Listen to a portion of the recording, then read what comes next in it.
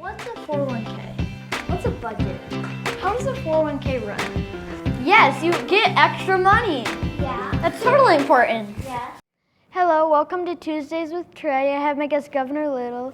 Thank you for joining me today, Governor Little. My honor. Today, can we talk about your story and how you became the governor? I heard you grew up on a ranch. I did. That's how I made my livelihood. I was raised on a ranch. Then I went to school and came back and was working on the ranch, and that's what I did. Well, and I even did it when I was in the state senate and lieutenant governor, but now I'm pretty busy. So I was fortunate enough that our sons came home to run our ranch. So we're still in the ranching business, but I'm not there very much. How old were you when you were on the ranch? I was on the ranch when I was real young. Matter of fact, our family had sheep, and then they got out of the sheep business, and I was raised in the cattle business, and then I kind of got back into the sheep business. But I remember being 6 years old and being at sheep shearing, so that, probably 5, 6 is the youngest I can remember. Wow, that's young. How many acres did you guys have? Quite a few. We've got private ground, and then we've got a lot of other ground that we lease. So it's in the thousands and thousands of acres. Wow. Where did you go to college? I went to school at the University of Idaho, which is where my parents, my wife's parents, and her grandparents, and our sons all went to school at the University of Idaho. Well, I heard you turned down multiple job offers to go back to the ranch after college. Well, I didn't have multiple, but I did turn down a couple of them. So how did you go from a rancher to being the governor? It was interesting. Today I was with some 4-H and DACA students, and they talked about some of the classes they were taking.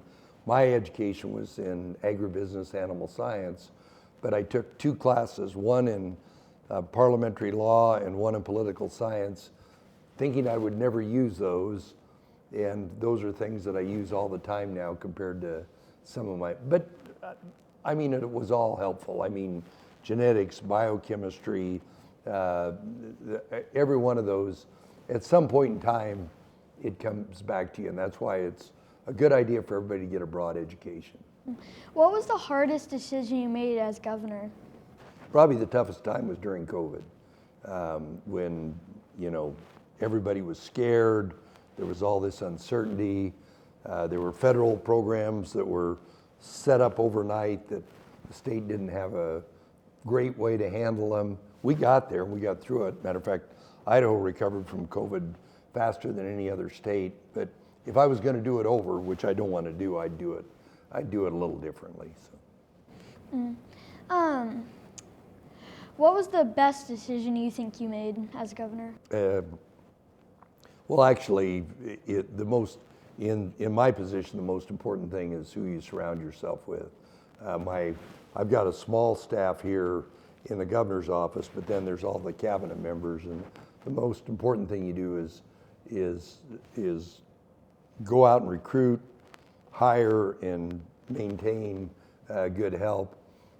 I told everybody from the very beginning that I just had really one overarching goal, and that I want young people like you to have the best opportunity to thrive, and then to choose to stay here in Idaho. Because I remember a time when the economy wasn't very good, when a lot of our kids were leaving Idaho and not coming back. And if every decision we make collectively creates an atmosphere to where our kids want to stay here, I will be very satisfied. Yeah, I heard you created a launch program. Yes, and that's actually a big part of it is we don't have enough opportunities for kids to go on. The cost of secondary education has gotten very high, and people don't want to take on the debt, and there aren't as many kids going to college. So our launch program is a program to where every single Idaho senior, when they graduate, there's going to be up to $8,000 available for them to go on to any one of over 200 in-demand careers. Everything from engineers to welders to plumbers to linemen, people that fix utility lines, all these jobs. But the most in-demand career right now is healthcare. We need more nurses, physicians assistants, CNAs. That's the most important. We've never had a surplus of healthcare workers. COVID kind of created an environment to where some people left the career, and as the state grows, we need more healthcare. So I'm excited about what those launch careers are going to mean to the healthcare profession. We have a foster program called Freedom Youth Foundation. What does Idaho do to help foster youth? Well, when I first got involved in foster care, I mean, I was aware of it, but when I was in the legislature and then lieutenant governor, we were having some problems. We didn't have enough foster families. We didn't have enough resources. We've increased substantially, not only the staff that deals with healthcare, but what we do to reimburse foster families. We want to create the best possible opportunities for people that are interested in foster care to raise their hand and say, yeah, I'd like to be a foster family. We've changed the laws. I can think of 3 or 4 little adjustments we've made, but we want to create an incentive system to where if we need foster care, we can recruit foster families and they have the resources to do the right thing, because we want all those foster kids to basically have that opportunity to thrive, to get an education, to feel safe, to reconnect back with their families. Those are how we would gauge the success of foster care. Yeah, how many foster kids is there in Idaho? Over 1,500 right now. Do we have the least amount in any state? Our foster system is getting better. I used to, 10, 15 years ago, hear quite a bit of grumbling about it, and what we've done with more people and more reimbursement has gotten a lot better. So our next event on Freedom Youth, do you have anything on May 30th? Can you come to our event? I have no idea. We will look at it. I will talk to my scheduling people. I have lots of requests, and unless it's a rare occasion, we usually don't schedule out that far, but we'll sure look at it. I'd like to. What's the biggest mistake and what life lesson did you learn from it? Well, often it is in the job that I have now compared to the jobs I had before. It's how do you get something done and what works the best. And I've been fortunate enough that I've been around this for a while, but I made some mistakes early where either I started to do it on my own, or I didn't listen to some of the best advisors. Sometimes the person that's giving you the best advice in one area might not be the best advisor in another area. So a lot of it's selecting whose recommendations and whose advice should you take. None of them were catastrophic, but every time you make a little error, if you look back and learn from it to where you don't make that error going forward, you get better at doing your job. Yeah. What positions did you work at to build up to being the governor? Well, I actually started out as Brad the Rancher, and then when I was Brad the Rancher, I got involved in agricultural leadership, the cattlemen and the wool growers, agriculture leadership, business leadership. I was chairman of the biggest business organization, education leadership, both on the endowment board for a university and our local school district foundation, philanthropic, organizations like the Idaho Community Foundation. But every one of those organizations I kind of started, and then for one reason or another, I became an officer, and I learned something from every one of those. And so all that statewide leadership experience. There was a vacancy in the legislature. I got selected to fill that, but then it just gave me such a great view of the state. Teresa and I, our family, we have relatives from as far over as Howe and as north as above Moscow.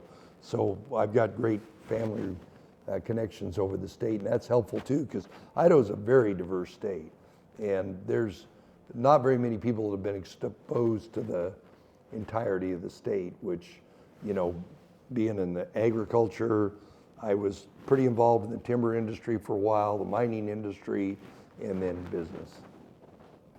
What would you want to tell a foster kid if a foster kid's watching? Well, we want them to, that goal that I want them to have the opportunity to thrive, but choose to stay here.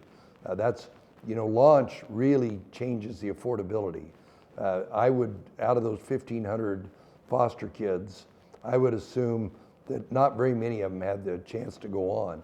Now they all have the chance to go on, to get an associate's degree, to become a plumber or a welder or a mechanic, an auto technician, a modern. There are so many more opportunities, even just next year than there were 2 years ago. There's a lot of opportunities in Idaho. I would tell them to work hard, and probably the most important thing is what my wife told our sons growing up, is make good choices. Yeah. The choice of what you do with your time, the choice of you know, doing your homework instead of watching TV, but the choice of who you look up to, whether it's your foster parent, a faith leader, a coach, a teacher, find somebody that you say, you know, I want to be like that person, and visit with them, talk to them, and emulate them as best you can, because those choices of how you spend your time, who you follow, working hard, you'll always go a long ways if you have those choices in your life. Yeah. What would you want to tell someone if they wanted to start getting into politics? Well, I know a lot of friends of mine think they have to have a degree in political science, and you need to know, if you want to be in politics and not be an elected official, there's other things you need to do. But if you want to be an elected official, you need to kind of, whether it's at the city or the county, state legislature or the state, you need to listen and understand what the issues are. People often will look to you for leadership, but if you don't listen to them about what's important to them, it's a much tougher job. If instinctively you don't know kind of what's important to people, it's a harder job. But if, you know, I can tell you on most issues, most Idahoans want this out of the state. Now, Idahoans change, and Idaho's changing very rapidly. We're the fastest growing state, so you kind of need to keep your ear to the ground, but listen to what's important, and then doing the right thing. You know, if you've got good judgment, if you made those good choices in life, you continue to make those choices. You might do something a little different from what your constituents want, but if they know you're doing it from your heart, you'll be successful. So I have one more question. Would you ever want to run for president? No. I am so happy. This is a great job. I work around great people. You would not, as president, I wouldn't be able to go to all the schools in Idaho that I go to all the businesses, to the service clubs. You know, you pop around the United States, you spend a lot of time. We governors, and I do spend quite a bit of time with my fellow governors, we get stuff done. And we can get stuff done probably more efficiently and effectively than the federal government. So my heart goes out to anybody that wants to be president of the United States, but I'm not in that category. So if you don't want to be the president, what do you want to do after governor? Well, I'm very happy at this job, and we're fortunate that our family's all back. I don't know how excited they are to have me back on the ranch. My son's there, but spend more time with my family. I've been very fortunate. When I get done with this job, I'll probably spend a lot of time in Emmett, Idaho. Is that where your ranch is? Yes. Would you help out or just watch? Sometimes I'm not as good a help as I used to be. I used to do all the jobs all the time. They tell me I'm not as good a help as I used to be. I don't know why that's the case. Am I the youngest person you've ever interviewed? For an interview like this, absolutely. Congratulations. Thank you. Thanks for watching. Hope you can tune in next time. What's a 401k? What's a budget? How does a 401k run? Yes, you get extra money. Yeah. That's totally important. Yeah.